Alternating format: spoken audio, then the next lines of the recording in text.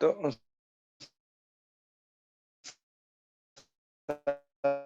Surface phenomenon के बारे में हम लोग पढ़ते हैं इसमें, जो जो सरफेस पे अकर करते हैं उसमें सब एड्सॉर्प्शन होता है। एड्सॉर्प्शन प्रोसेस सुने हो तुम लोग? एड्सॉर्प्शन से दो तीन टर्म रिलेटेड है, एक एड्सॉर्बेट होता है, एड्सॉर्ब क्या डिफरेंस है, ये सब पढ़े हो ना? एक यस बार हम बता यस सर। दिखते जा रहे हैं, तो इसमें तो कोई दिक्कत नहीं है एड्सॉर्प्शन एब्जॉर्प्शन में। No sir. No sir. उसके बाद डिशॉर्प्शन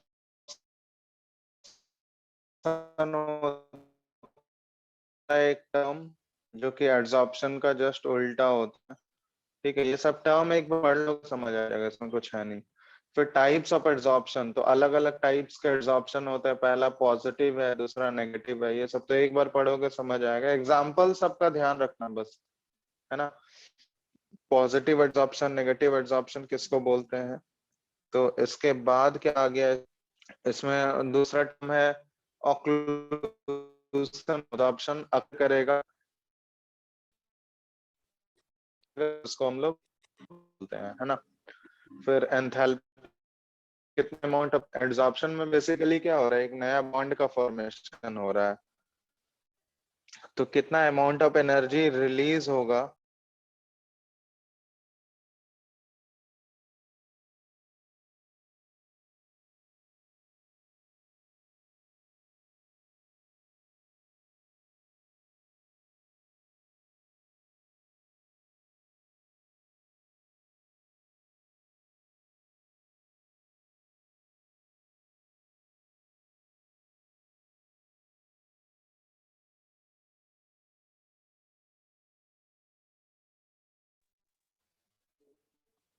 हेलो आवाज आ रहा है? यस सर, कट कट के आ रहा है। तो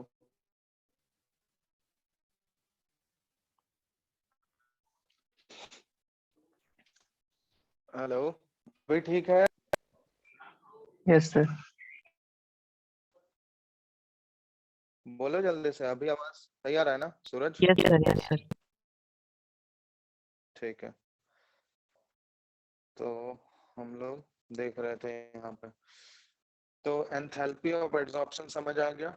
उसके बाद दो टाइप के एड्सॉर्प्शन और होते हैं, एक होता है फिजिकल एड्सॉर्प्शन, दूसरा होता है केमिकल एड्सॉर्प्शन। फिजिकल एड्सॉर्प्शन को हम लोग फिजिसॉर्प्शन बोलते हैं, और केमिकल एड्सॉर्प्शन को केमिसॉर्प्शन बोलते हैं। तो ये दोनों का डिफरेंस पढ़ लिए थे ना तुम लोग, फिजिसॉर्प्शन और केमिसॉर्प्शन का difference? Yes yes sir. Sir. इसमें कोई डाउट है?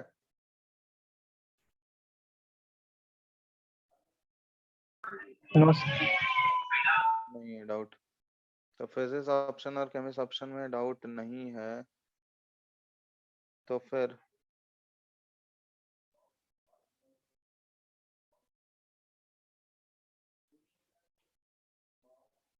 इसके बाद हम लोग क्या करेंगे, इसके बाद आगे बढ़ोगे, इसके बाद क्या है, फिजिक्स ऑप्शन केमिस्ट्री ऑप्शन हो गया, उसके बाद फैक्ट देख रहे हो सब लोग? नोट्स है ना सबके पास? Yes sir. इसके बाद ये फैक्टर्स अफेक्टिंग एड्सॉर्प्शन, इसमें कोई डाउट है? कौन कौन से फैक्टर्स हैं जो कि एड्सॉर्प्शन को अफेक्ट करते हैं? नेचर ऑफ द गैस है पहले, उसके बाद नेचर ऑफ द सॉलिड है, specific area of the solid है, इफेक्ट ऑफ टेम्परेचर है। इफेक्ट ऑफ टेम्परेचर में ध्यान देना, ये ग्राफ बहुत ही इंपॉर्टेंट है, दिख रहा है ग्राफ जो ड्रॉ किया गया, फिजिक्स ऑप्शन और केमिस्ट्री ऑप्शन दोनों के लिए अलग अलग ग्राफ है, देख रहे हो ग्राफ? Yes sir. तो इसमें देखो, फिजिक्स ऑप्शन के केस में क्या होगा, टेम्परेचर अगर हम लोग बढ़ाएंगे तो ये extent of adsorption, X by M जो वैल्यू होता है, इसको हम लोग एक्सटेंट ऑफ एड्सॉर्प्शन बोलते हैं। तो एक्स हो गया कितना मास ऑफ एड्सॉर्बेट है, और एम होता है मास ऑफ एड्सॉर्बेंट। तो एक्स बाय एम जब रेशियो लेंगे तो उसको एक्सटेंट ऑफ एड्सॉर्प्शन बोलते हैं हम लोग। तो फिजिक्स ऑप्शन क्या होगा, जैसे जैसे टेम्परेचर बढ़ाओगे तो फिजिक्स ऑप्शन का वैल्यू जो है एक्सटेंट ऑफ एड्सॉर्प्शन उसका घटेगा फिजिक्स ऑप्शन में। लेकिन केमिस्ट ऑप्शन में क्या होता है कि टेम्परेचर बढ़ाने से इनिशियली जो है वो बढ़ता है, ठीक है, क्योंकि यहाँ पे इस ऑप्शन में बेसिकली केमिकल रिएक्शन अकर कर रहा है, तो केमिकल रिएक्शन अकर करेगा तो केमिकल रिएक्शन अकर करने के लिए एक सर्टेन टेम्परेचर चाहिए ना। रिएक्टेंट के मॉलिक्यूल्स एक्टिवेट होते हैं, पहले एक्टिवेटेड मॉलिक्यूल्स ही प्रोडक्ट में कन्वर्ट होते हैं, तो जब तक उसको हम लोग टेम्परेचर हाई नहीं करेंगे, जब तक हीट नहीं करेंगे, ऑप्शन के केस में टेम्परेचर बढ़ाने से इनिशियली एक्सटेंट ऑफ एब्जॉर्प्शन बढ़ता है, फिर एक सर्टेन पॉइंट ऑफ टाइम के बाद जब टेम्परेचर हम लोग बहुत ज्यादा हाई कर देंगे तो फिर क्या होने लगेगा, डिसऑप्शन होने लगेगा। तो इसलिए उसके बाद क्या होता है, टेम्परेचर फर्दर उस एक मिनिमम टेम्परेचर के बाद अगर हम लोग टेम्परेचर राइज करें तो उसके बाद डिसऑप्शन होने लगेगा, तो एक्सटेंट ऑफ एब्जॉर्प्शन जो है वो कम हो जाए। समझ गए? तो ये इफेक्ट ऑफ टेम्परेचर है, और इफेक्ट ऑफ टेम्परेचर वाला जो ग्राफ्स पे प्लॉट होता है, इसलिए इसको एब्जॉर्प्शन आइसोबार्स भी बोला जाता है। क्लियर है ना? इसके बाद देखो इफेक्ट ऑफ प्रेशर है, इसमें कोई डाउट है? इफेक्ट ऑफ प्रेशर वाले में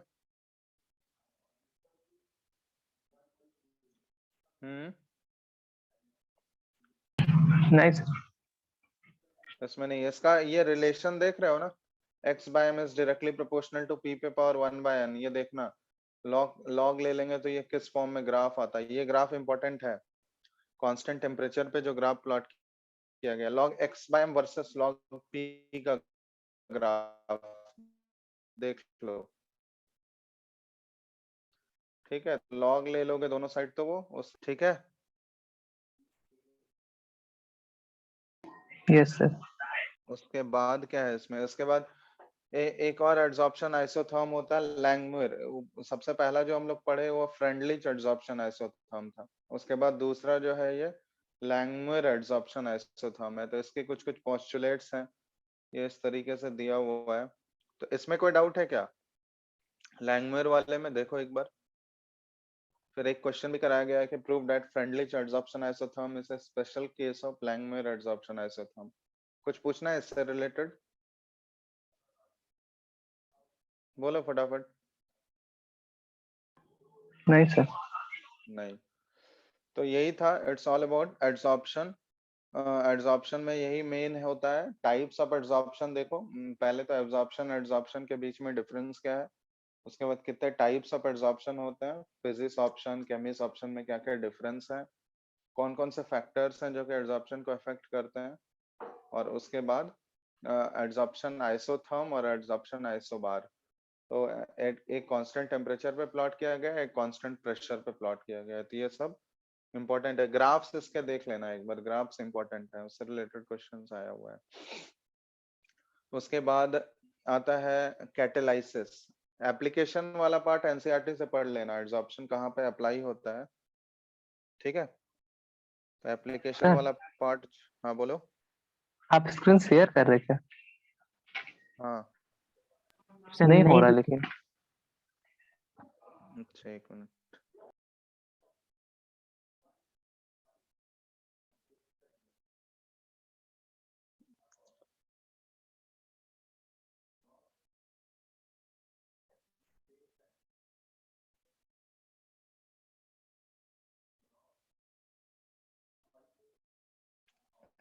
अभी हो रहा है?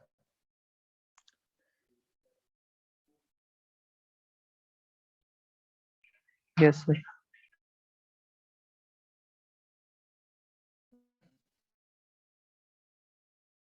अभी हो रहा है? वही नो, ठीक है, अभी आ रहा है ना? यस उसके बाद देखो कैटेलाइसिस, ऑप्शन के बाद हम लोग कैटेलाइसिस के बारे में पढ़ते हैं। तो कैटेलाइसिस में क्या है बेसिकली, कैटेलाइसिस, आवाज आ रहा है अभी तो? यस सर आवाज, चलो कैटेलाइसिस, कैटेलाइसिस क्या होता है? तो कैटलिस्ट बेसिकली दो टाइप्स के होते हैं ना। ये केमिकल रिएक्शन में क्या करेगा, एक्सेलरेट करेगा, ठीक है, और खुद वो चेंज नहीं होगा। ये कैटालाइसिस के मतलब क्लास, बहुत सारे डिफरेंट क्लासिफिकेशंस होते हैं। तो पहला on the basis of phase है, देखो उसमें होमोजेनियस और हेट्रोजेनियस है। ठीक है, सिंपल है, वो सब कुछ है नहीं। दूसरा क्लासिफिकेशन है पॉजिटिव कैटलिस्ट और नेगेटिव कैटलिस्ट। पॉजिटिव कैटलिस्ट क्या करेगा, रेट ऑफ रिएक्शन को बढ़ाएगा, नेगेटिव कैटलिस्ट क्या करेगा, रेट ऑफ रिएक्शन को घटाएगा। तो इसमें सिंपली एक बार एग्जांपल याद रखना, समझ रहे हो बात। पॉजिटिव कैटलिस्ट, नेगेटिव कैटलिस्ट, इन सब का एटलीस्ट एक एक एग्जांपल्स ध्यान रखना है, ठीक है। फिर इसमें देखो ऑटो कैटलिस्ट होता है। ऑटो कैटलिस्ट दिख रहा है तुम लोगों को? ऑटो कैटलिस्ट के बारे में पढ़े हो? Yes sir. सूरज, क्या होता है ऑटो कैटलिस्ट का? सर उसी का कोई एक प्रोडक्ट कैटलाइज करता है। ऑटो कैटलिस्ट क्या होता है? हाँ, प्रोडक्ट जो है इटसेल्फ कैटलिस्ट की तरह बिहेव करेगा तो ऑटो कैटलिस्ट बोलते हैं, ठीक है।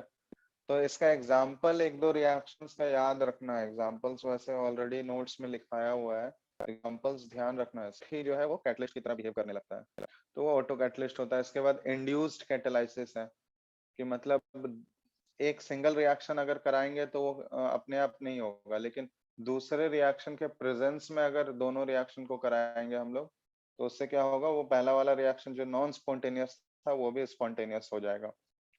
तो इस टाइप के रिएक्शंस को हम लोग इंड्यूस्ड कैटालिसिस बोलते हैं, ठीक है।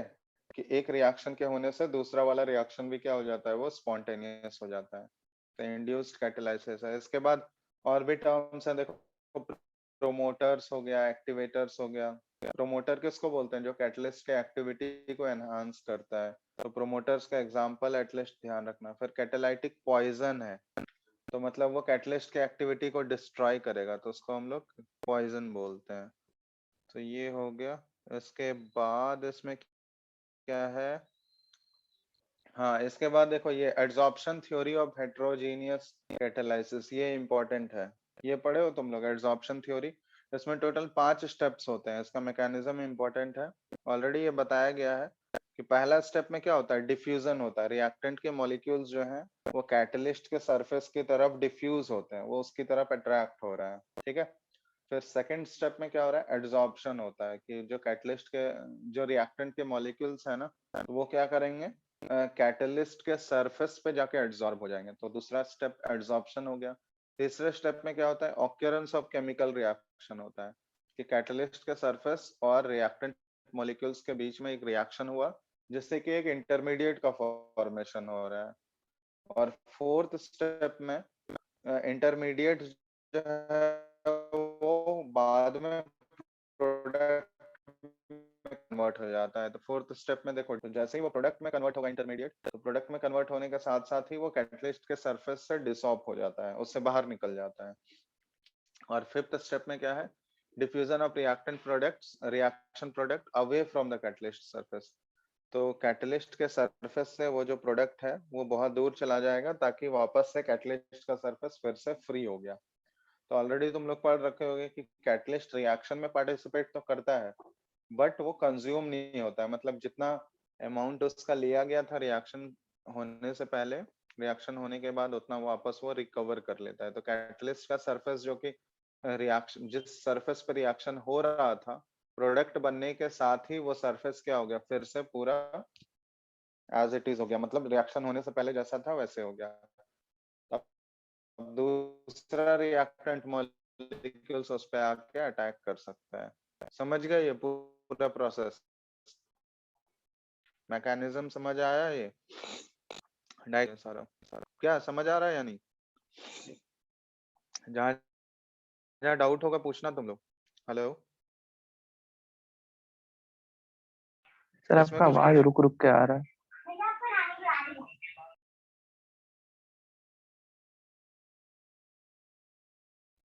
आवाज नहीं आ रहा है अभी?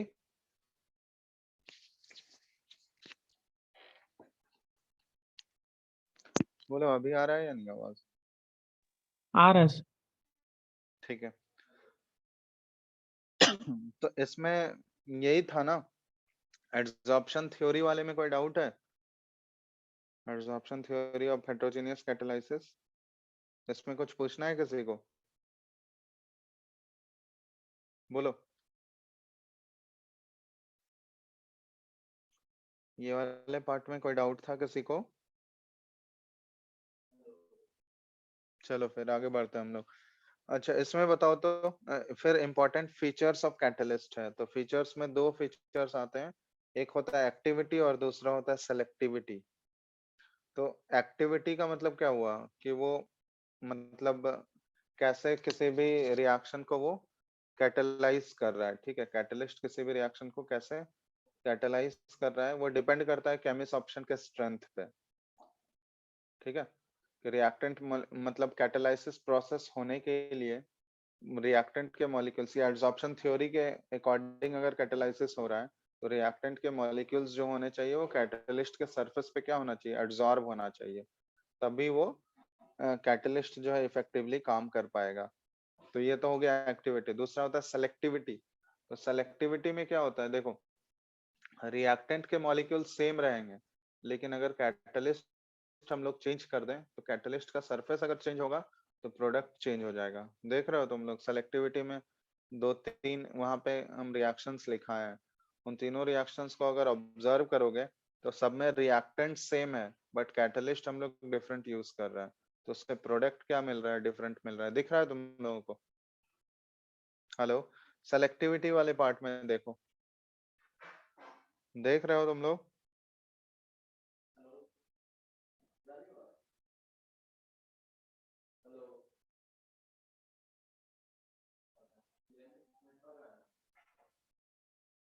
बोलो सूरज। हाँ सर देख रहे हैं। तो ये सेलेक्टिविटी वाले पार्ट में क्लियर है? दिखा तुम लोगों को? तीन रिएक्शंस देखो, वो तीनों रिएक्शंस जो लिखाया गया है उसमें रिएक्टेंट सेम है ना, तीनों केसेस में रिएक्टेंट सेम है बट कैटलिस्ट हम लोग डिफरेंट यूज कर रहे हैं, तो उसकी वजह से प्रोडक्ट क्या मिल रहा है, डिफरेंट मिल रहा है। Saurabh, yes sir.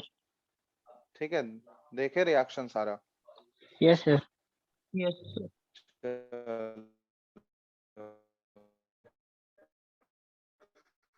तो वो इम्पोर्टेंट है, वो ध्यान रखना। वो पूछ सकता है कौन सा कैटलिस्ट यूज, ये कैटलिस्ट यूज करेंगे तो प्रोडक्ट क्या मिलेगा, और हाइड्रोजन के बीच का ही रिएक्शन हो रहा है बट कैटलिस्ट डिफरेंट है तो प्रोडक्ट अलग अलग मिल रहा है। तो ये हो गया सेलेक्टिविटी, जिसमें कि शेप एक पर्टिकुलर शेप का कैटलिस्ट होता है, ठीक है। तो जियोलाइट्स उसमें एक एग्जांपल है, उसका देख लेना एक बार, उसको पढ़ लेना, ठीक है, उसमें कुछ है नहीं। फिर उसका यूजेस कहाँ होता है, फिर एंजाइम कैटालाइसिस है हमारे बॉडी में या ऑर्गेनिक मतलब लिविंग ऑर्गेनिजम्स के बॉडी में जो काम करता है वो एंजाइम कैटालाइसिस हो गया, जिसको कि बायोकेमिकल कैटलिस्ट भी बोलते हैं हम लोग एंजाइम्स को। तो उसमें बहुत सारे एंजाइम वाले रिएक्शंस हैं, इन्वर्जन ऑफ केन शुगर, फिर कन्वर्जन ऑफ ग्लूकोज, ये सब में देखो ये एंजाइम्स का नाम याद रखना है। देख रहे हो ये रिएक्शंस एंजाइम कैटालाइसिस वाला? Yes sir. तो इसमें देखो केन शुगर को इन्वर्ट करने के लिए इन्वर्टेज एंजाइम यूज किया जाता है, फिर ग्लूकोज को इथाइल अल्कोहल में बदलने के लिए जाइमेस एंजाइम यूज किया जाता है, स्टार्च को माल्टोज में बदलने के लिए डायस्टेस एंजाइम यूज किया जाता है, ठीक है। तो ये सब ध्यान रखना है, ये सब याद रखना है तुम लोगों को। सुन रहे हो? इसमें प्रीवियस ईयर में देखोगे एक दो क्वेश्चंस आया हुआ है इससे, ठीक है। Saurabh, yes sir. ठीक है, तो ये एटलीस्ट थोड़ा बहुत ये याद करने का है, इसमें कुछ समझने का चीज तो है नहीं, बस याद रखना है। फिर ये मैकेनिज्म ऑफ एंजाइम कैटालाइसिस, तो कौन सा मैकेनिज्म पे वो डिपेंड करता है, तो लॉक एंड की मैकेनिज्म होता है। एनसीईआरटी में देखोगे इसका डायग्राम दिया हुआ है लॉक एंड की मैकेनिज्म का, एक बार देखोगे समझ आ जाएगा, उसमें है कुछ नहीं। एंजाइम और सबस्ट्रेट जो कि रिएक्टेंट मॉलिक्यूल्स होते हैं और एंजाइम मिलके एक इंटरमीडिएट बनाता है, फिर इंटरमीडिएट क्या होगा, वो प्रोडक्ट में कन्वर्ट होता है और एंजाइम का सरफेस जो है वो पूरा फिर से खाली हो जाता है। तो वो मैकेनिज्म है एंजाइम कैटालाइसिस का। फिर कैरेक्टरिस्टिक्स ऑफ एंजाइम कैटालाइसिस, इसमें देखो हाईली एफिशिएंट होता है, हाईली स्पेसिफिक नेचर का है, एक्टिव होता है ऑप्टिमम टेम्परेचर पे, ठीक है, पीएच एक पर्टिकुलर पीएच पे ही ऑपरेट करता है। तो ये सारा चीज हो गया। इससे रिलेटेड तो कोई डाउट नहीं होगा? यहाँ तक में कोई डाउट है? No sir. नहीं। फिर नेक्स्ट आ जाते हैं हम लोग, कैटालाइसिस हो गया, एड्सॉर्प्शन हो गया। उसके बाद तीसरा इंपॉर्टेंट टॉपिक है कॉलॉइड्स का। तो कॉलॉइड्स में देखोगे, कॉलॉइड्स का डेफिनेशन है शुरुआत में, एक हेट्रोजीनियस सिस्टम होता है। इसका पार्टिकल साइज क्या होगा, 10⁻⁻6 से 10⁻⁹ के रेंज में वेरी करता है। कैटलिस्ट के दो कंपोनेंट होते हैं, सॉरी, कॉलॉइड्स के दो कंपोनेंट होते हैं, एक डिस्पर्शन मीडियम होता है और दूसरा डिस्पर्स्ड फेज होता है। फिर ये इंपॉर्टेंट है इसका क्लासिफिकेशन। तो पहला क्लासिफिकेशन है क्रिस्टलॉइड और कॉलॉइड के बीच में डिफरेंस क्या है, तो वो सब एक बार पढ़ लेना। फिर ये क्लासिफिकेशन ऑफ कॉलॉइड्स, ये इंपॉर्टेंट है। तो पहला क्लासिफिकेशन जो है on the basis of nature of dispersed phase and dispersion medium. तो डिस्पर्स्ड फेज और डिस्पर्सन मीडियम के नेचर पे टोटल ये देखो 8 टाइप के कॉलॉइड्स हैं। तो इन सब का एग्जाम्पल याद रखना है। जैसे तुमसे पूछा जाएगा सॉलिड सॉलिड सोल का एक एग्जांपल बताओ, एक ऐसा एग्जांपल दो जिसमें डिस्पर्स्ड फेज सॉलिड है, डिस्पर्सन मीडियम लिक्विड है। तो इन सब का एग्जांपल्स तुमको ध्यान रखना है। ये पहले भी तुम लोग पढ़ रखे हो, 9th-10th में भी ये सब पढ़ते थे ना, ठीक है? Yes sir. तो इसमें बस एक बार देख लेना इसको, इसका सबका एग्जांपल्स नोट डाउन कर लेना, मतलब एग्जांपल्स ध्यान रखना है इसका। इसमें एक क्वेश्चन पूछा जाता है कि गैस और गैस के मिक्सचर को या वैसा सिस्टम हम लोग जिसमें कि डिस्पर्स्ड फेज गैस हो और डिस्पर्सन मीडियम गैस हो, उसको कॉलॉइड क्यों नहीं कंसिडर करते हैं, बता सकते हो? गैस और गैस के मिक्सचर को कॉलॉइड क्यों नहीं बोला जाता है? बोलो, सूरज बताओ। साइज के ऊपर कुछ कमेंट कर सकते हैं? साइज के ऊपर अभी बताया गया, कॉलॉइड का डेफिनेशन क्या होता है, हेट्रोजीनियस मिक्सचर होता है ये।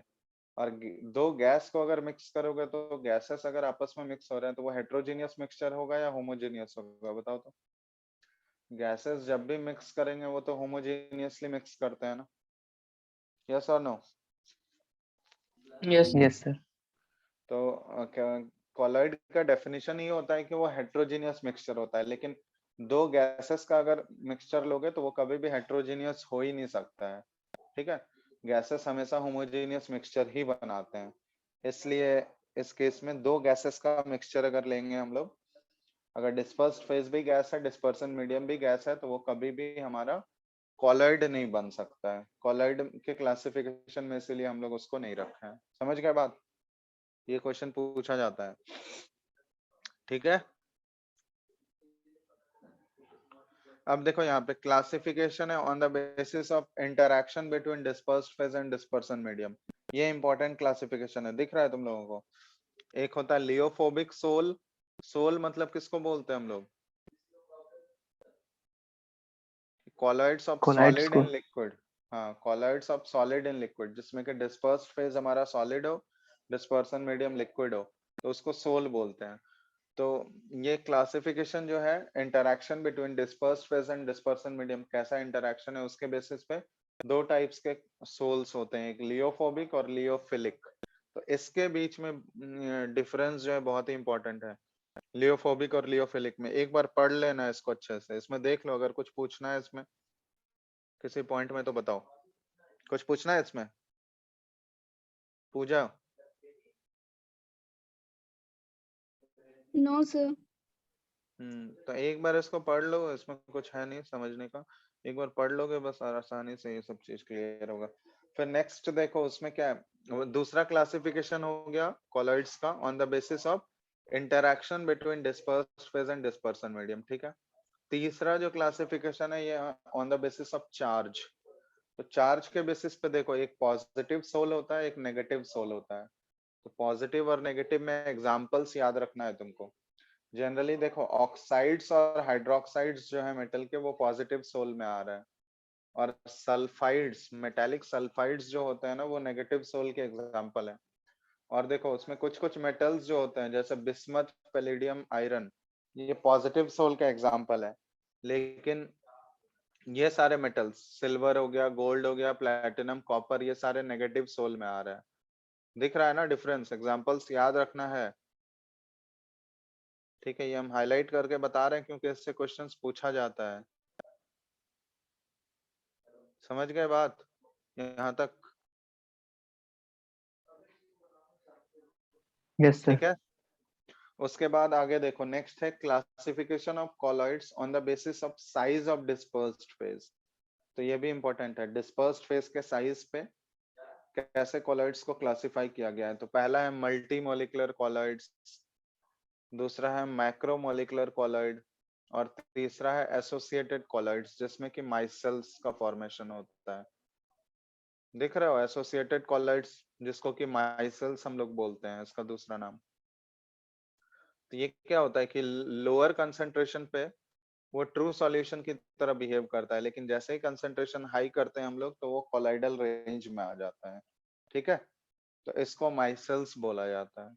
अब उससे रिलेटेड एक टर्म है क्रिटिकल माइसेल कंसंट्रेशन, सीएमसी के नाम से उसको जानते हैं हम लोग।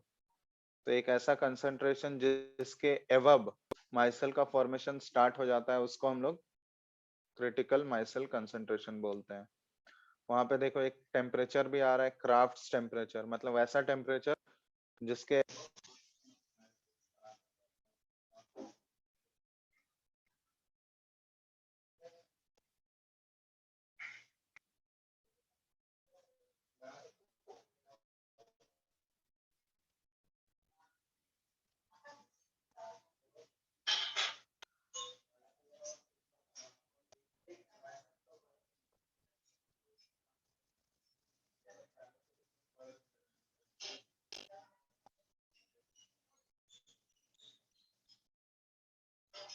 हाँ चलो ठीक है, आवाज आ रहा है?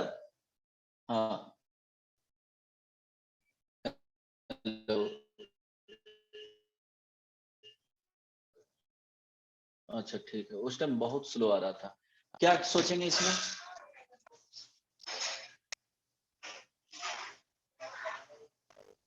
कोशिश कर सकते हो तो कुछ आएगा ये फिर रिजल्ट। सर ये केमिस्ट्री क्लास है ना? क्या केमिस्ट्री क्लास है?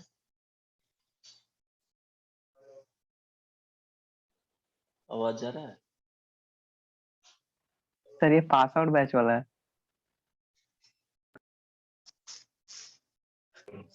Yes sir. अच्छा,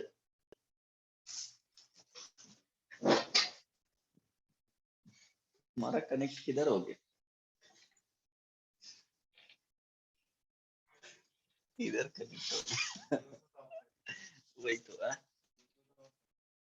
ब्लूटूथ ब्लूटूथ मेरा में ऑन है, आपका कैसे आ गया? Hello, yes sir. आ रहा है अभी आवाज?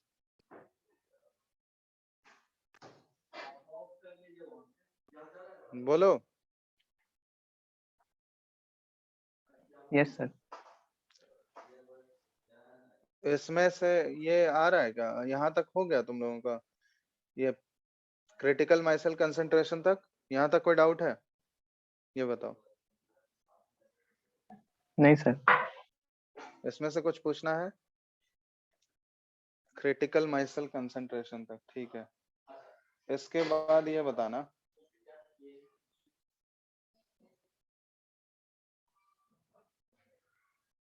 प्रिपरेशन ऑफ कॉलॉइड्स देखो। प्रिपरेशन ऑफ कॉलॉइड्स देख रहे हो तुम लोग?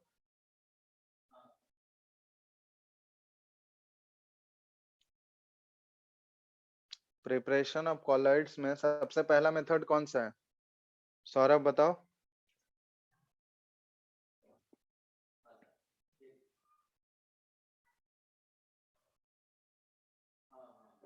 Hello Saurabh, preparation of colloids में फर्स्ट मेथड बताओ, कॉलॉइड को प्रिपेयर करने का मेथड। अरे बोलो। सर एक मिनट। 1 मिनट, अभी तक तुम लोग का पीडीएफ भी ओपन नहीं है। तो नोट्स बनाए हो तुम लोग? इस पे पीडीएफ से भी पढ़ सकते हो, कोई इशू नहीं है। सर देख नहीं रहे हो तो कैसे समझोगे फिर? सूरज तुम बताओ, प्रिपरेशन ऑफ कॉलॉइड्स का फर्स्ट मेथड क्या होता है? Sir chemical method. Chemical method में देखना वो बहुत सारे अलग अलग प्रोसेसेस होते हैं ना, हाइड्रोलिसिस है, रिडक्शन है, ऑक्सीडेशन है, डबल डिकम्पोजिशन है, सबका एक एग्जांपल दिया गया है। हाइड्रोलिसिस मतलब वाटर से रिएक्शन करा रहे हैं, रिडक्शन ऑलरेडी जानते ही हो तुम लोग, ऑक्सीडेशन जानते ही हो, डबल डिकम्पोजिशन ऑलरेडी पढ़ी ही हो, जिसमें कि म्यूचुअल एक्सचेंज ऑफ आयंस होता है, तो उस टाइप का रिएक्शन। तो उनके हेल्प से कॉलॉइड्स का प्रिपरेशन होता है। तो पहला तरीका तो वो हो गया। दूसरा होता है ये Bredig's arc method, electrical disintegration method. तो इलेक्ट्रिकल डिसइंटीग्रेशन मेथड उसमें ऑलरेडी दिख ही रहा है तुम लोगों को, उसको एक्सप्लेन करने का जरूरत है क्या, एक बार पढ़ोगे समझ आ जाएगा। तो इसको यूज करके ना बेसिकली हम लोग उस टाइप के कॉलॉइड्स बनाते हैं, हैवी मेटल्स वाले कॉलॉइड्स, जैसे कि गोल्ड हो गया, सिल्वर, कॉपर, प्लैटिनम, इन सबको प्रिपेयर किया जाता है ये मेथड से। देख रहे हो, एक बार पढ़ लेना वो ब्रेडिग्स आर्क मेथड, उसमें कुछ है नहीं। ठीक है, दूसरा मेथड हो गया ब्रेडिग्स आर्क मेथड। तीसरा मेथड होता है पेप्टाइजेशन। ये पूछना है क्या पेप्टाइजेशन किसी को?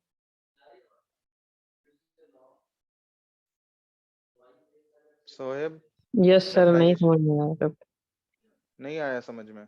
नहीं सर। चलो सौरभ, तुमको आया ये पेप्टाइजेशन? हाँ सर।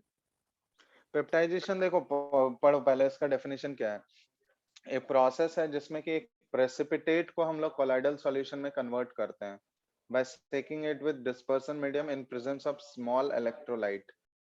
ठीक है, तो देखो जैसे मान लो कोई प्रेसिपिटेट है, यहाँ पे जैसे एक एग्जांपल लिया गया है, जैसे एक मिनट रुको, स्क्रीन पे हम बताते हैं। स्क्रीन दिख रहा है अभी सबको? Yes sir.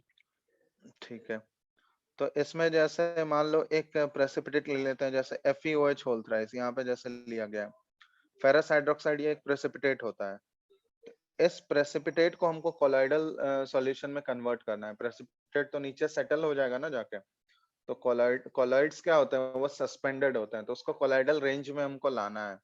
तो कैसे होगा, तो उसमें एक हम लोग इलेक्ट्रोलाइट मिक्स करते हैं जो कि पेप्टाइजिंग एजेंट की तरह काम करता है। तो ये प्रेसिपिटेट को क्या करेगा, वो कॉलॉइड्स में बदलेगा। तो पेप्टाइजिंग एजेंट मतलब हम लोग उस टाइप का इलेक्ट्रोलाइट यूज करते हैं जो कि उस प्रेसिपिटेट के साथ एक कॉमन आयन शेयर करता हो।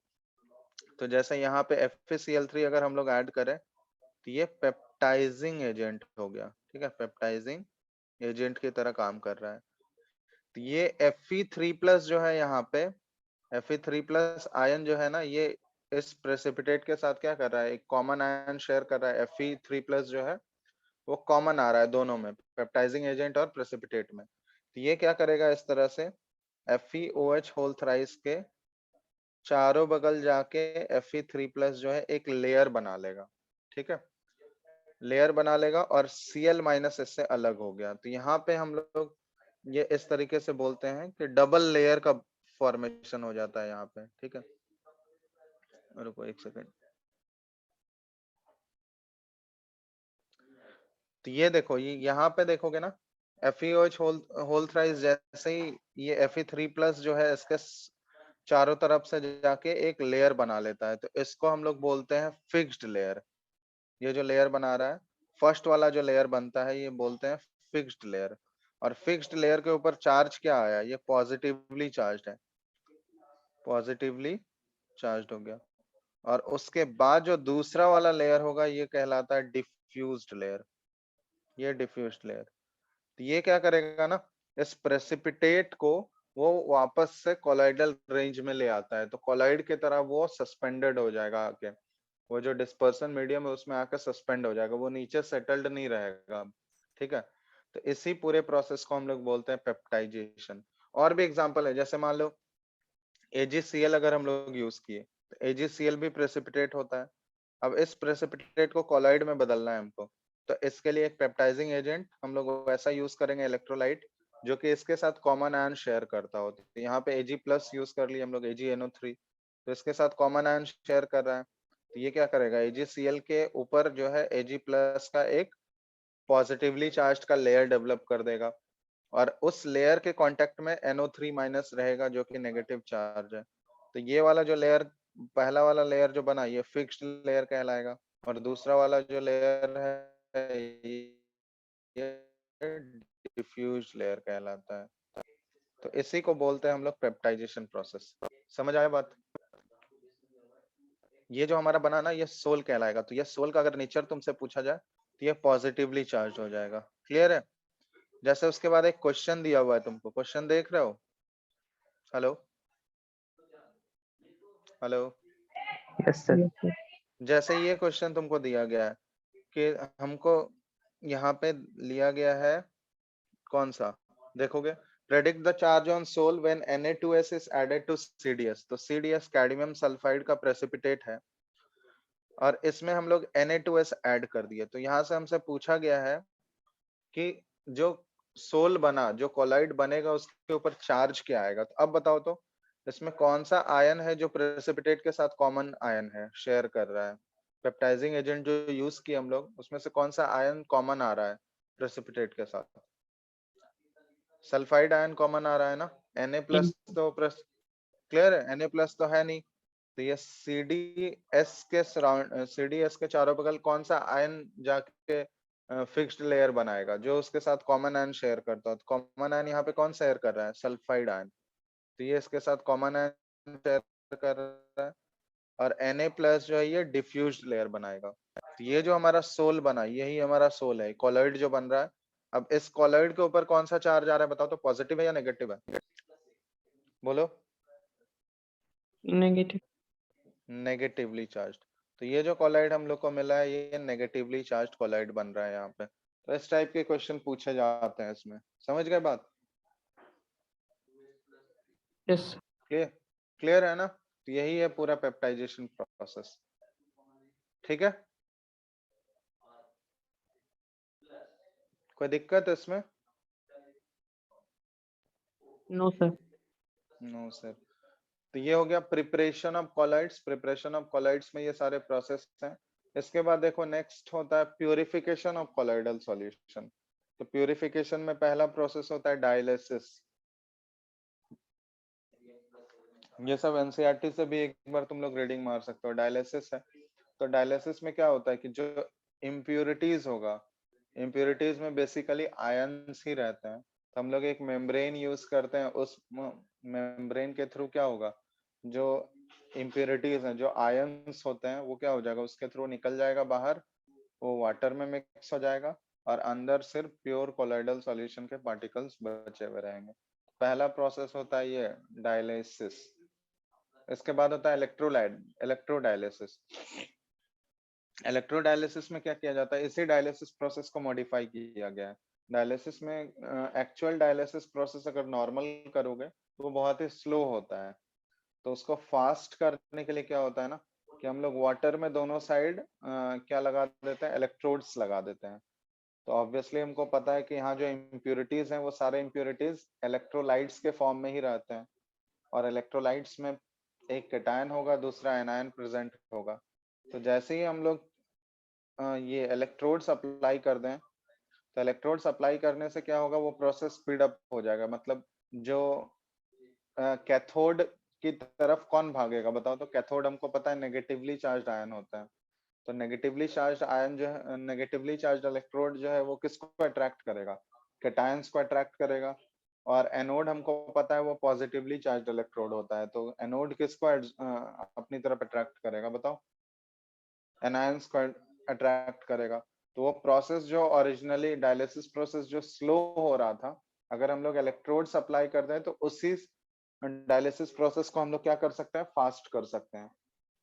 क्योंकि जैसे ही इलेक्ट्रोड्स अप्लाई करोगे तो वो इलेक्ट्रोलाइट्स जो उससे निकल रहे हैं, उस मेम्ब्रेन के थ्रू निकलेंगे, तो वो प्रोसेस ही बहुत ही फास्ट हो जाएगा। तो इसलिए इस प्रोसेस को इलेक्ट्रोडायलिसिस बोलते हैं। समझ गए बात? डायलिसिस और इलेक्ट्रोडायलिसिस में यही फर्क है। क्लियर है? Yes sir. उसके बाद देखो अल्ट्रा फिल्ट्रेशन है। अल्ट्रा फिल्ट्रेशन में एक हम लोग फिल्टर पे एक कोलॉइडल सॉल्यूशन बनाते हैं हम लोग, और कोलॉइडल सॉल्यूशन यूज करके उसमें फिल्टर पेपर सोक कर देते हैं। तो फिल्टर पेपर सोक जैसे ही करोगे उसको, तो वो अल्ट्रा फिल्टर पेपर में बन जाएगा, अल्ट्रा फिल्टर पेपर में कन्वर्ट हो जाता है, और उसके थ्रू अब हम लोग कोलॉइडल सॉल्यूशन को पास करते हैं। तो जो इम्प्योरिटीज है उससे तो निकल जाएगा, बाकी जो कोलाइडल पार्टिकल्स हैं वो उसमें बचे हुए रह जाएंगे। तो ये है अल्ट्रा फिल्ट्रेशन प्रोसेस। तो मेनली यही 3 प्रोसेस यूज किए जाते हैं प्यूरिफाई करने के लिए। एक डायलिसिस होता है, इलेक्ट्रोडायलिसिस होता है, इसके बाद अल्ट्रा फिल्ट्रेशन होता है। ठीक है, उसके बाद देखो प्रॉपर्टीज है, प्रॉपर्टीज ऑफ कोलॉइडल सॉल्यूशन, ये बहुत ही इंपॉर्टेंट है। प्रॉपर्टीज में सबसे पहला है टिंडल इफेक्ट, ऑलरेडी पढ़ रखे हो तुम लोग। टिंडल इफेक्ट पहले तो सुने ही होगे ना, बोलो Shoaib. Yes sir. Tyndall effect क्या होता है? बीम ऑफ लाइट अगर हम लोग पास करें कोलॉइडल सॉल्यूशन से, अगर डार्क प्लेस में है तो हमको वो पाथ ऑफ बीम पूरा एलिमिनेटेड दिखेगा। वो पाथ मतलब बीम ऑफ लाइट किस पाथ के थ्रू ट्रेवल कर रहा है, वो पाथ पूरा हमको ब्राइट दिखेगा, वो दिखेगा किस पाथ से वो ट्रेवल कर रहा है। तो इसी इफेक्ट को बोलते हैं टिंडल इफेक्ट। और टिंडल इफेक्ट का कंडीशंस क्या होता है? ये कंडीशंस, 2 कंडीशंस दिख रहा है तुम लोगों को? दिख रहा है ना कंडीशंस टिंडल इफेक्ट ऑब्जर्व करने के लिए? Yes sir. कौन कौन सा कंडीशन है? पहला देखो, diameter of the dispersed phase is not much smaller than the wavelength of light used। ठीक है, पहला कंडीशन ये ध्यान रखना है। और दूसरा, refractive indices या refractive index of the dispersed phase and dispersion medium must not differ greatly in magnitude। तो ये एक 2 कंडीशन सेटिस्फाई होगा तभी टिंडल इफेक्ट ऑब्जर्व कर सकते हैं। तो ये 2 कंडीशंस याद रखना है। ठीक है, स्टेटमेंट के फॉर्म में पूछा जा सकता है ये। तो ये 2 कंडीशंस लियोफोबिक सोल्स के लिए वैलिड है। लियोफिलिक में क्या होता है कि इसमें टिंडल इफेक्ट बहुत ही कम ऑब्जर्व किया जाता है। वो रीजन ऑलरेडी लिखा दिए हैं। लियोफिलिक में टिंडल इफेक्ट नहीं होता है क्योंकि उसमें रिफ्रैक्टिव इंडेक्स का डिफरेंस जो होता है बहुत ही स्मॉल होता है। ठीक है,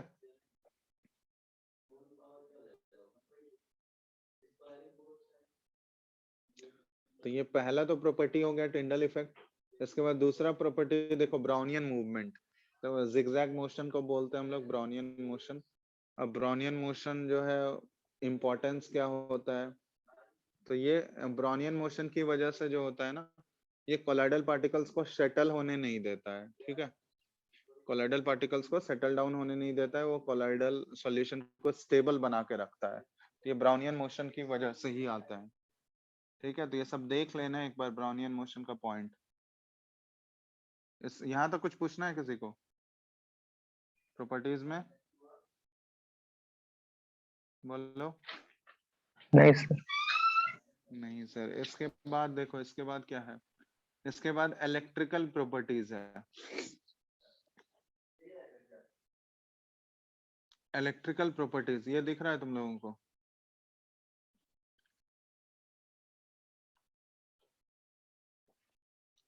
इलेक्ट्रिकल प्रॉपर्टीज में सबसे पहला इलेक्ट्रोफोरेसिस हो गया। इलेक्ट्रोफोरेसिस देखो, ये सब पढ़ लेना, ये सब इंपॉर्टेंट है, इन सब से क्वेश्चंस आता है।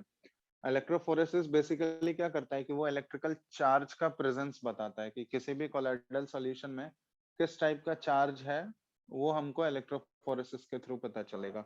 तो इलेक्ट्रोफोरेसिस में जैसे देखो, जैसे पेप्टाइजेशन हम लोग किए थे ना, तो पेप्टाइजेशन से भी हम लोग चार्ज का पता कर सकते हैं कि कोलाइडल सॉल्यूशन के ऊपर कौन सा चार्ज आएगा। ठीक है, तो अगर हम लोग कोलाइडल सॉल्यूशन में इलेक्ट्रिक फील्ड अप्लाई करेंगे, तो इलेक्ट्रिक फील्ड अप्लाई करने से क्या होगा, जो हमारा कोलाइडल पार्टिकल्स है वो क्या करेगा, मूव करना स्टार्ट करेगा। मूव करना स्टार्ट करेगा कि अगर कोलाइडल सॉल्यूशन पे हमारा चार्ज पॉजिटिव होगा तो वो कैथोड की तरफ भागेगा, और जो अगर कोलाइडल सॉल्यूशन पे चार्ज नेगेटिव होगा तो वो एनोड की तरफ भागेगा। तो उससे हम लोग वो किस डायरेक्शन में जा रहा है, इधर वो कैथोड की तरफ जा रहा है या फिर एनोड की तरफ जा रहा है, उससे हम लोग उस कोलाइडल सॉल्यूशन के ऊपर चार्ज क्या है वो आइडेंटिफाई कर सकते हैं। तो इसी प्रोसेस को बोला जाता है इलेक्ट्रोफोरेसिस। ठीक है, और इलेक्ट्रोफोरेसिस में सिर्फ डिस्पर्स्ड फेज के पार्टिकल्स ही मूव करते हैं। ठीक है, डिस्पर्सन मीडियम का मूवमेंट नहीं होगा, सिर्फ डिस्पर्स्ड फेज के पार्टिकल्स जो चार्ज कैरी कर रहे हैं उसी का मूवमेंट होगा। अब इसमें दूसरा स्टेप, दूसरा जो टर्म इन्वॉल्व है वो है इलेक्ट्रोऑस्मोसिस। तो इलेक्ट्रोऑस्मोसिस में क्या होता है कि डिस्पर्सन मीडियम मूव करता है। मतलब इसमें इलेक्ट्रोऑस्मोसिस में देखो लिखा गया है कि हम लोग क्या कर रहे हैं, डिस्पर्स्ड फेस के मूवमेंट को क्या कर दे रहे हैं, उसको रोक दे रहे हैं, ठीक है, उसको प्रिवेंट कर दे रहे हैं। तो अगर डिस्पर्स्ड फेस के मोशन को प्रिवेंट करोगे तो फिर डिस्पर्शन मीडियम मूव करना स्टार्ट कर देता है। तो डिस्पर्शन मीडियम अगर मूव करेगा तो उसको हम लोग इलेक्ट्रोऑस्मोसिस बोलते हैं, ठीक है। तो इलेक्ट्रोफोरेसिस और इलेक्ट्रोऑस्मोसिस में ये डिफरेंस है। इलेक्ट्रोफोरेसिस में डिस्पर्स्ड फेस के पार्टिकल्स मूव करेंगे और इलेक्ट्रोऑस्मोसिस में डिस्पर्सन मीडियम के पार्टिकल्स मूव करेंगे, ठीक है। समझ आया ये सूरज? Yes sir. उसके बाद देखो इलेक्ट्रोकाइनेटिक पोटेंशियल है जीटा पोटेंशियल। तो ये एक बार पढ़ोगे, जैसे पेप्टाइजेशन में हो रहा था ना, दो अलग अलग लेयर बन रहे थे, एक फिक्स्ड लेयर था, एक डिफ्यूज्ड लेयर था। तो उसी को हम लोग इलेक्ट्रिकल डबल लेयर बोलते हैं। तो अगर डबल लेयर टाइप का कुछ बन रहा होगा, एक पॉजिटिव चार्ज का लेयर बन रहा है, एक नेगेटिव का लेयर बन रहा है, तो ऑब्वियसली उन दोनों के बीच में क्या होगा, पोटेंशियल का डिफरेंस क्रिएट होगा। और उसी पोटेंशियल डिफरेंस को हम लोग क्या बोलते हैं, इलेक्ट्रोकाइनेटिक पोटेंशियल या फिर जीटा पोटेंशियल के नाम से जानते हैं, ठीक है। जो डबल लेयर टाइप का बन रहा है, एक फिक्स्ड लेयर और डिफ्यूज्ड लेयर के बीच में जो पोटेंशियल डेवलप होगा, उसी पोटेंशियल को इलेक्ट्रोकाइनेटिक पोटेंशियल या फिर जीटा पोटेंशियल बोला जाता है, ठीक है। तो यहाँ तक तो था properties, electrical properties of colloids. इसके बाद क्या है, आगे देखो कोगुलेशन है, फ्लॉक्यूलेशन है, प्रेसिपिटेशन है। इसके बारे में पूछना है क्या कुछ इसमें, कोगुलेशन वाले टॉपिक में?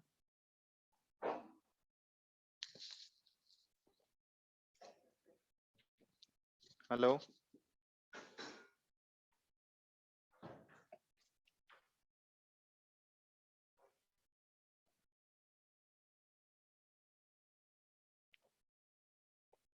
हेलो। Yes sir. ये कोगुलेशन वाले में कुछ पूछना है? कोगुलेशन, फ्लॉक्यूलेशन, ये सब एक ही टर्म है, बोलो। No sir. कोगुलेशन को कैसे कैरिड आउट होता है, उसके लिए अलग अलग मेथड है। म्यूचुअल प्रेसिपिटेशन, ये एक बार एनसीईआरटी से रेफर कर लेना, उसमें डिटेल में समझ में आ जाएगा। जो बहुत सारे स्टेप्स होते हैं कोगुलेशन करने के। म्यूचुअल प्रेसिपिटेशन होता है, इलेक्ट्रोफोरेसिस होता है, बॉइलिंग होता है, परसिस्टेंट डायलिसिस होता है, फिर एडिशन ऑफ इलेक्ट्रोलाइट होता है। तो ये सब एक बार पढ़ोगे समझ आएगा। इसमें ये इंपॉर्टेंट है, हार्डीज क्लूज रूल, यही पूछ रहे थे ना तुम? कौन पूछ यस। रहा था ये? हार्डीज क्लूज रूल, इससे क्वेश्चन आता है।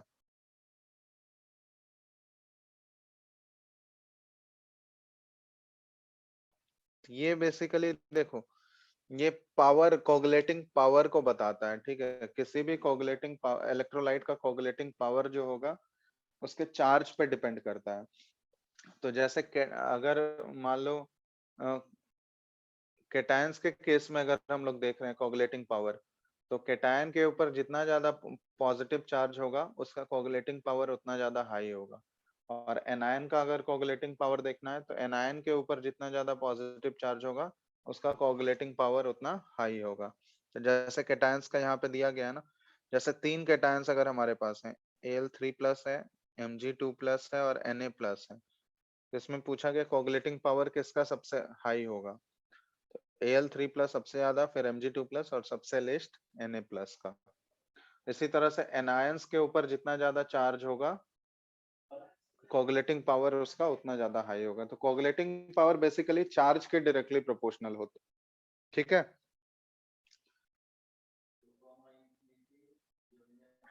Yes sir. तो ये कोगुलेटिंग पावर हो गया, हार्डीज क्लूज रूल इसको बोलते हैं हम लोग। नेक्स्ट है देखो प्रोटेक्शन ऑफ कॉलॉइड्स। तो प्रोटेक्शन ऑफ कॉलॉइड्स में कॉलॉइड्स को प्रोटेक्ट करने के लिए, मतलब कॉलॉइड्स को बेसिकली हम लोग प्रोटेक्ट किससे करते हैं, मतलब जैसे देखो बेसिकली हमको लियोफिलिक कॉलॉइड्स को यूज करते हैं। देखो जैसे पढ़ोगे उसमें lyophilic colloids have a unique property of protecting lyophobic colloids. तो when a leophilic soul is added to leophobic soul, the leophilic particles form a layer around leophobic particles and thus protect the latter from electrolytes. तो ये देखो लियोफिलिक soul जो होता है ना, वो लियोफोबिक soul को प्रोटेक्ट करता है। कैसे? उसके अराउंड एक लेयर बना लेता है और उसको इलेक्ट्रोलाइट से प्रोटेक्ट कर रहा है। तो देखो lyophilic colloids used for this purpose are called protective colloids. और किसी भी कॉलॉइड का प्रोटेक्टिव नेचर या प्रोटेक्टिव पावर जो है वो मेजर किया जाता है in terms of gold number. ये इंपॉर्टेंट है, गोल्ड नंबर के टर्म में मेजर किया जाता है।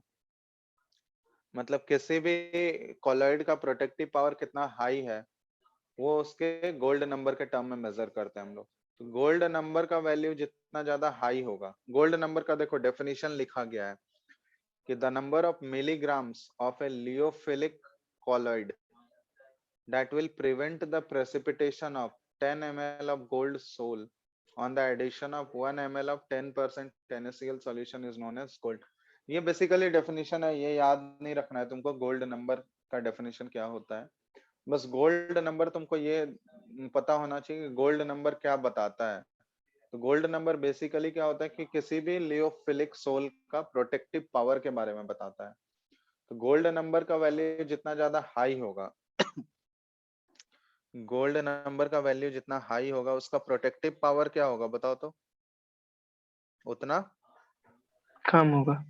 कम होगा। कम हो ठीक है, जाएगा इनवर्स। इनवर्सली रिलेशन है। प्रोटेक्टिव गोल्ड नंबर का वैल्यू अगर हाई है तो उसका प्रोटेक्टिव पावर उतना कम होगा, ये याद रखना। तो गोल्ड नंबर जितना ज्यादा हाई होगा प्रोटेक्टिव पावर उसका उतना कम होगा। तो जैसे देखो यहाँ पे प्रोटेक्टिव कॉलॉइड का नाम लिखे हैं और उसका गोल्ड नंबर लिखे हैं। तो देखो जैसे जैसे गोल्ड नंबर का वैल्यू कम होते जाएगा उसका प्रोटेक्टिव पावर बढ़ते जाएगा। ठीक है, और गोल्ड नंबर का वैल्यू जैसे जैसे ज्यादा होते जाएगा उसका प्रोटेक्टिव पावर कम होते जाएगा। तो ये इनवर्स रिलेशन होता है गोल्ड नंबर के साथ। तो ये याद रखना, गोल्ड नंबर बेसिकली किसी भी कॉलॉइड का मतलब लियोफिलिक कॉलॉइड का प्रोटेक्टिव पावर के बारे में बताता है। ठीक है, क्लियर है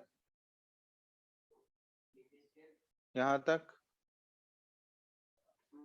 यस सर। बोलो। इसके यस बाद तो ये तो कॉलॉइड के बारे में हो गया, इसके बाद तो और कुछ है नहीं इसमें। इसके बाद इमल्सन्स है बस, लास्ट टॉपिक है जेल्स एंड इमल्सन्स इसमें, है ना। अब जेल्स एंड इमल्सन्स में देख लो, दो टाइप के होते हैं जेल्स। जेल्स बेसिकली दो कंपोनेंट होते हैं, एक सॉलिड और दूसरा लिक्विड। ठीक है, और इमल्सन एक बार पढ़ लेना उसको, उसमें कुछ है नहीं।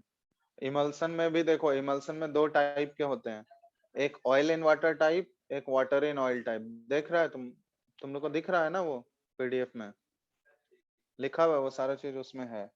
तो उन दोनों का एग्जांपल्स बस ध्यान रखना, ऑयल इन वाटर टाइप का और वाटर इन ऑयल टाइप का।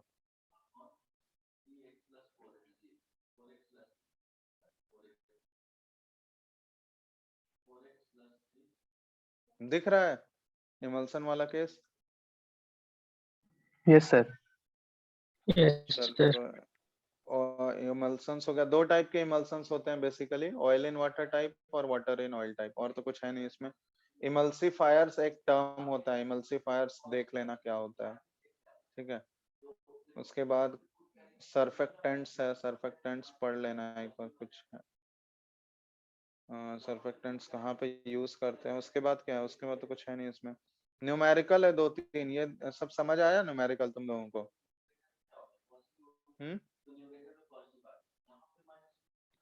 न्यूमेरिकल देखे थे? हेलो,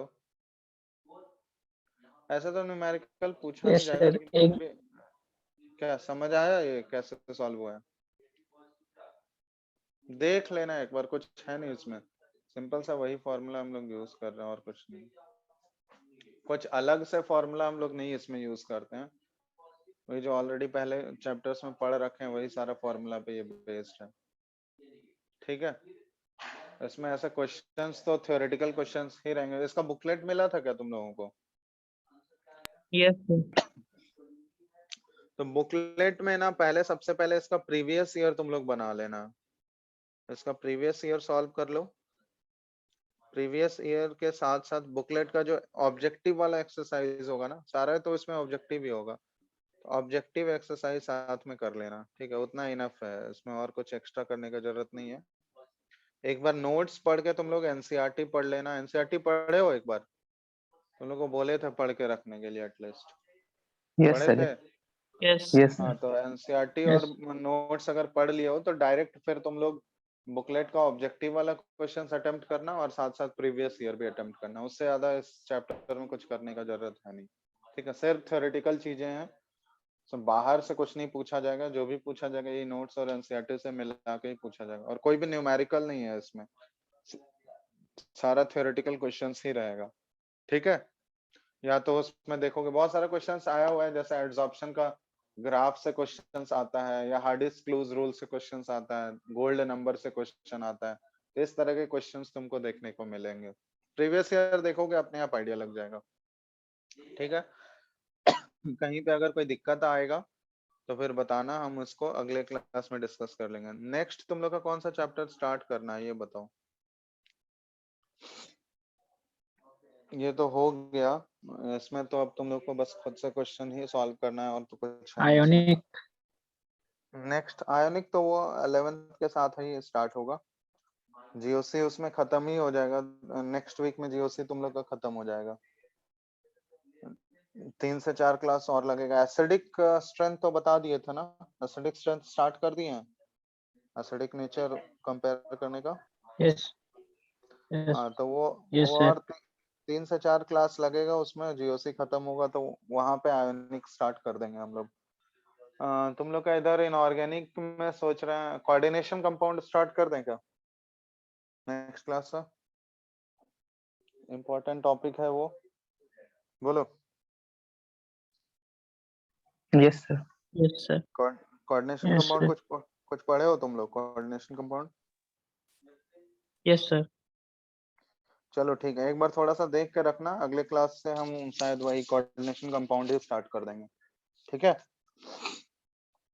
उससे ज्यादा वो इम्पोर्टेंट चैप्टर भी है और एक बड़ा चैप्टर भी है, तो वो कवर हो जाएगा तो अच्छा रहेगा, उससे क्वेश्चंस हमेशा आता ही है हर साल, ठीक है। तो इसको सरफेस केमिस्ट्री को अपने एंड से तुम लोग खत्म करो, 2-3 दिन जो भी टाइम मिल रहा है, उसके बाद हम लोग फिर वही कोऑर्डिनेशन कंपाउंड से स्टार्ट कर देते हैं, ठीक है। और तो इसमें कुछ बचा नहीं है ना तुम लोगों का, फिजिकल में तो ऑलमोस्ट हो ही गया, 12th का तो सारा टॉपिक हो ही गया, 11th वाले में एक रिडॉक्स बचा हुआ है थोड़ा सा और आयनिक बचा हुआ है, और तो कुछ नहीं है। No sir. तो ठीक है, तो फिर नेक्स्ट क्लास से कोऑर्डिनेशन कंपाउंड ही स्टार्ट कर देंगे, ठीक है। सर ऑर्गेनिक कौन पढ़ाएगा? ऑर्गेनिक का क्लास लगेगा तुम लोग का, अतुल सर लगाएंगे, जीओसी खत्म होने के बाद तुम लोग का क्लास लगेगा। सर तो अतुल सर ही पढ़ाएंगे हम लोग को। हाँ,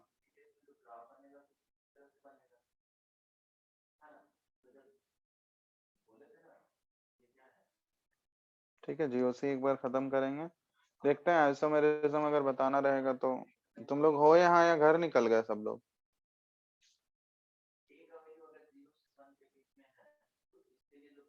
बोकारो में ही हो या निकल गए घर? हेलो, सर हम तो आ गए। घर चले गए? कहाँ घर है, बहुत दूर है क्या? नहीं सर, 120 110 इस तरह था। अच्छा, तब तो आ ही सकते हो कभी भी, ठीक है। देखो अभी इस वीक तो मोस्टली 15 तक तो ऑनलाइन ही चलेगा, उसके बाद देखो जैसे सिचुएशन कुछ होता है इम्प्रूव तो बुलाया जाएगा फिर और, ठीक है।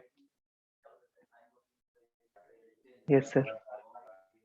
ठीक है, चलो तो फिर नेक्स्ट क्लास से हम लोग, तुम लोग का ऐसे तो अभी नोटिफिकेशन तो अभी कुछ आया नहीं है जेई मेंस का,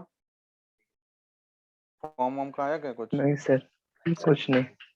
तो मोस्टली मार्च एंड तक ही जाएगा तुम लोग का फर्स्ट अटेम्प्ट, तो ठीक है, टाइम मिल जाएगा तुम लोग को काफी, ऐसे भी बहुत लेट सेशन स्टार्ट ही हुआ था तुम। सर अटेम्प्ट कम कर देगा। नहीं नहीं, अटेम्प्ट कम नहीं होगा, अटेम्प्ट तो 4 ही रहेगा, जब पहले ही अनाउंस कर चुका है तो वो नहीं होगा कम। अटेम्प्ट्स उतने ही रहेंगे, मार्च से मैक्सिमम मार्च से जा सकता है मार्च तक, क्योंकि मार्च में तुम लोग मार्च एंड में हो सकता है, ठीक है। फरवरी एंड में अगर नहीं ले तो मार्च एंड में पहला लेगा, तो कहाँ है मार्च अप्रैल मई जून तक तो फिर भी खत्म हो ही जाएगा सारा, हर महीने तो एक एक लेगा ही। ठीक है चलो, ठीक है सर। जो चलो फिर तो यहाँ तक ये सरफेस केमिस्ट्री करके रखो तुम लोग, बाकी अगले क्लास से कोऑर्डिनेशन कंपाउंड स्टार्ट करेंगे, ठीक है। चलो एंड कर रहे हैं।